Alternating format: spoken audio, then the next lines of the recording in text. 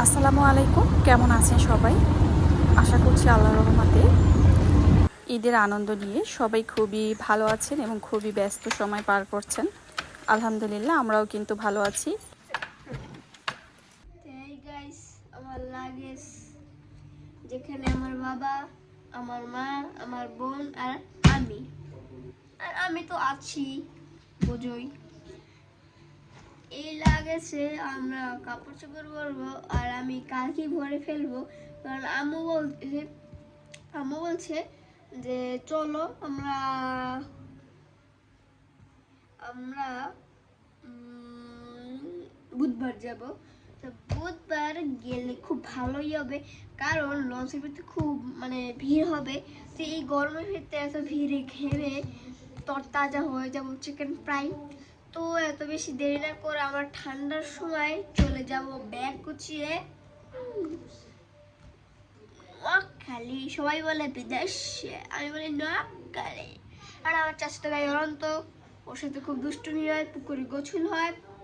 এটা তোমাদেরকে আমার উপর দেব। এবং আমি ছয়টা ভিতরে একমাত্র নাতি, না আমি দ্বিতীয় নাম্বার নাতি।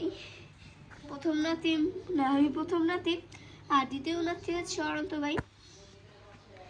তো তোমাদেরকে নিয়েই আমার এই ব্লগটা। তো তোমরা আমাকে অনেক সাপোর্ট দাও, এতে আমি অনেক খুশি। আর তোমরা আর একটু বেশি করে সাপোর্ট দেবে। আমার বাইস মনে হয় 5.3K, আর আমার এখন 170। না গাইস, ভালো লাগো না। তো তোমরা আমাকে বেশি বেশি ফলো দেবে, নাহলে আমি আর ব্লগ দেব না। আর ক্যাপকাটেই আসবো না। না না, আসবো না। তোমাদের বেশি করে আমাকে ফলো দিতে হবে এবং তোমাদেরকে আমার পাশেই থাকতে হবে, নাহলে আমি ব্লগ দেব না। তোমাদেরকে আমি ব্লগ দেব না। তো এখনই মনে হচ্ছে আমি দাদু বাড়ি আছি, বলছি দেখেছি। ও গাইস,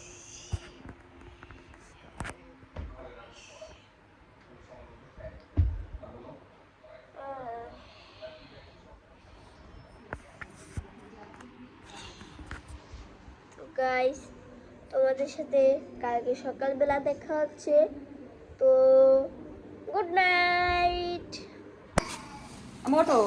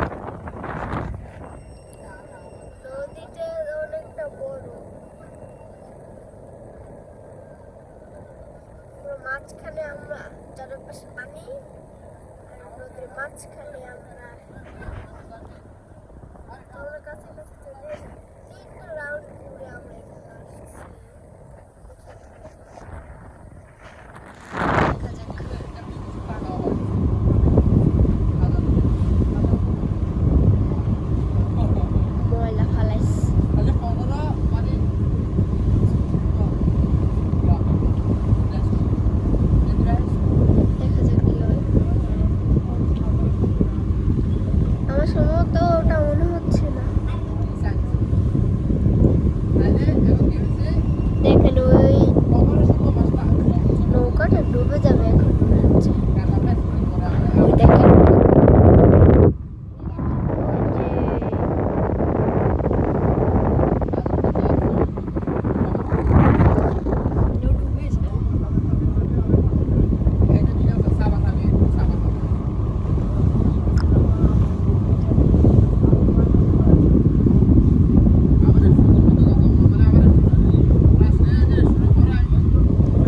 তোমরা আমার আম্মুর ভিডিওতে বেশি বেশি করে লাইক, কমেন্ট, একটা সাবস্ক্রাইব আর শেয়ার তো করবে। তোমাদেরকে বলতে হবে তোমরা কিছু ইস্যু এই পানাটা দেখলে না ভয় লাগে, কারণ মানে অনেক গভীর তো। তুই দেখো ডুবে যাবে।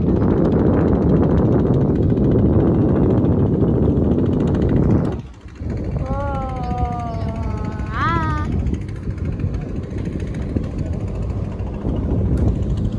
Jamuna future park.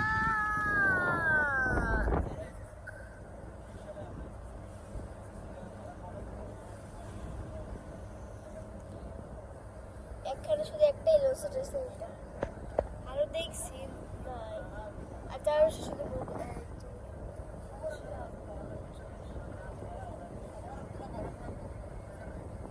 দেশটা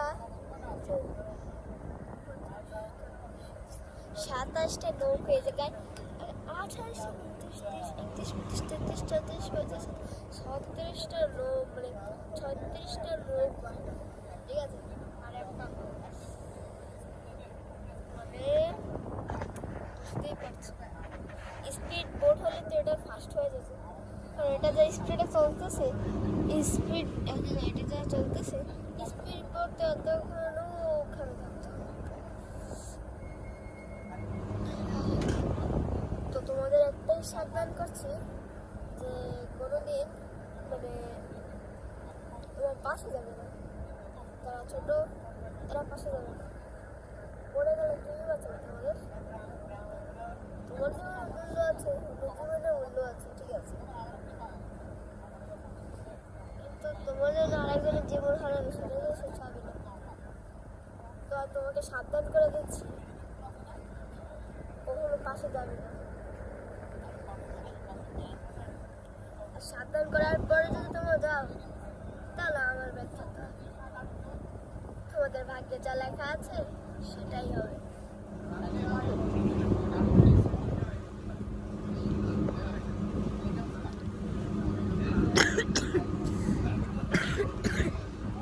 বিশেষ করে আপনাদের বলছি, বাচ্চাদের কোনোদিন পাশে দেবেন না, তাহলে ওটা পড়ে যাবে।